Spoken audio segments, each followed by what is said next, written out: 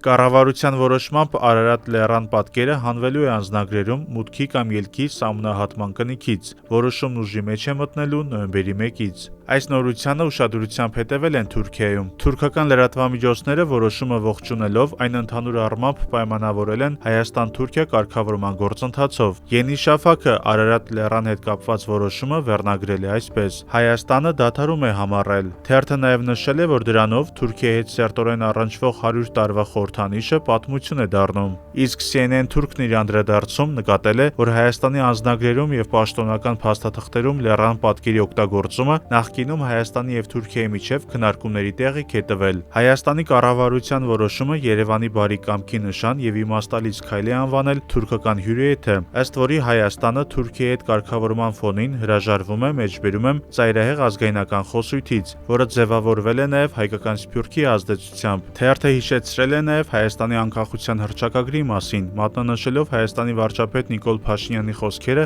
Ղարաբաղի եւ Արևմտյան Հայաստան ձևակերպումների շուրջ։ Այս համատեքստում Թուրքիան վերլուծում է նաեւ իրական Հայաստանի գաղափարախոսությունը։